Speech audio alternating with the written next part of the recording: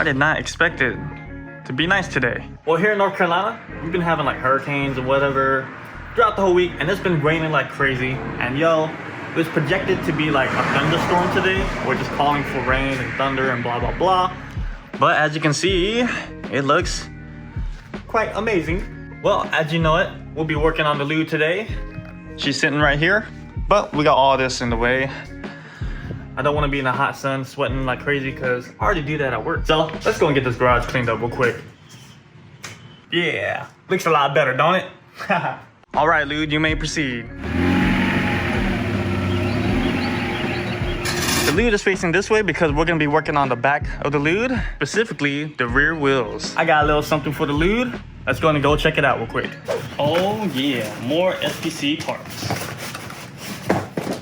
All right, so these are the rear camber kits for the Honda Prelude SH. These look really similar to the front camber kits that I installed, but apparently they're different. I guess the only difference is that the spindle is definitely more smaller. I could tell because that cotter pin is tiny. And when I was working in the back, this definitely was smaller. So guys, if you're ordering parts, make sure you're careful. Make sure you got the right part, because on my Honda Prelude SH, they had two kinds. They had the SH version and the base model. And then when you select the right type, I got the SH, they had two options from there. The options were pretty much if I wanted to adjust up to 1.5 degrees, or if I wanted to adjust from 1.5 to 3 degrees. So I don't know, it's good to pay attention and make sure you got the right part. That way you don't have to go back and forth with the company like, hey, this doesn't fit and blah blah blah blah blah blah. Oh shoot, I forgot to mention, I got glasses on now. My contacts ripped on me at work and I don't have any replacements, so I gotta rely on these. And the only reason why I don't really wear them, especially while vlogging, is because they're really reflective. Hopefully these glasses aren't a problem, because if it gets hot and I get sweaty, I hope it doesn't keep sliding off my face. But yo, let's go and get started with the Lude. I don't know if you can tell, but see, the wheel is very angled. I want it to be more upright. So the rear camber kit is gonna allow me to adjust the wheels more outward. So by fixing the camber, the wheel is gonna be more upright and it's gonna wear evenly. So my tires will last a lot longer. Yeah. All right, so this is what we'll be replacing. If you can't tell, that thing is blown. This thing is freaking ripped.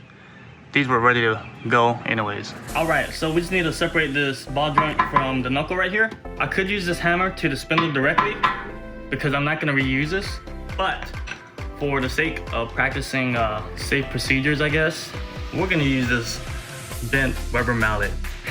And in the case that we were gonna reuse this, you wouldn't wanna hit directly on the spindle. What I'm gonna do is actually hit the upper control arm part right here. Okay, I'm gonna try to hit it and hopefully that'll push the ball joint out. Yeah.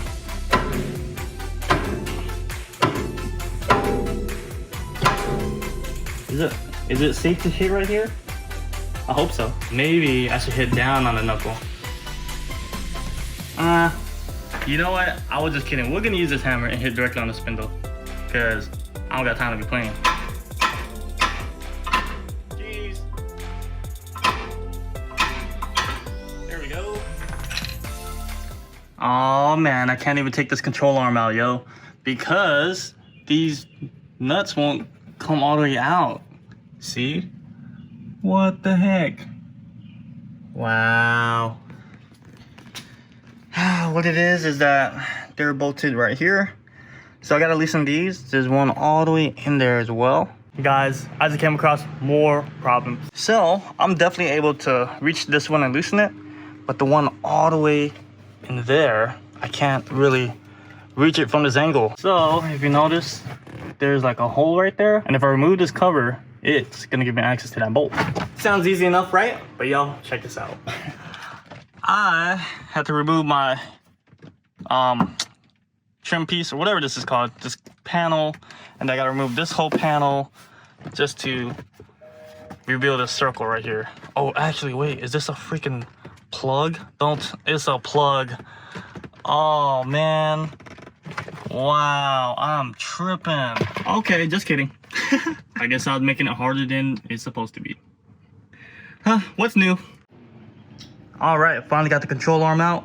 Whoever decided to put this bolt, in that way, why? I'm gonna definitely put it in the other way, so it'll be easier to replace if for whatever reason I need to get back in here. Let's go and get this ball joint out, yo. Sheesh. Well, besides the obvious telltale sign that the boot is ripped, you can definitely tell that we needed to change this because when I barely put any pressure and this thing moves super easily. Ball joints should not move easily at all. This is the SPC camber kit ones, and if I try to move it, it will not move unless I really push it. Okay, yeah, you get the point.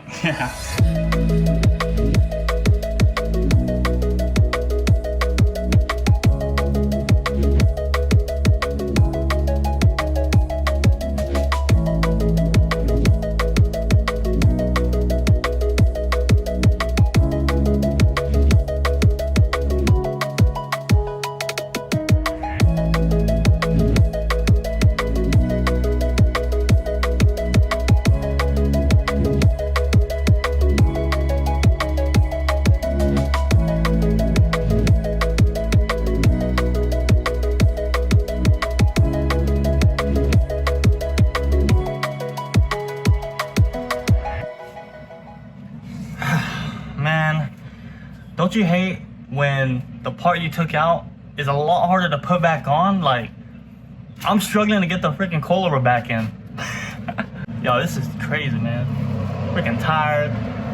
I'm all holding the coilover with one arm and my arm freaking burning up. I'm getting tired of holding that thing up because, yo, I think it's not light. There we go. Sheesh.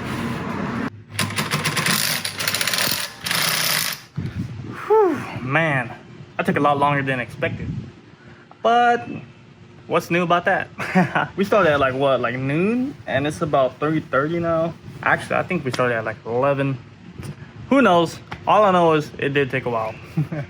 But yo, check it out. You can already tell that it is not slanted as much. So it does look like it's kind of going forward, too far out that way. But whenever the car is sitting, it's gonna be not perfectly straight, but a little inward. And that's what we're looking for, yeah.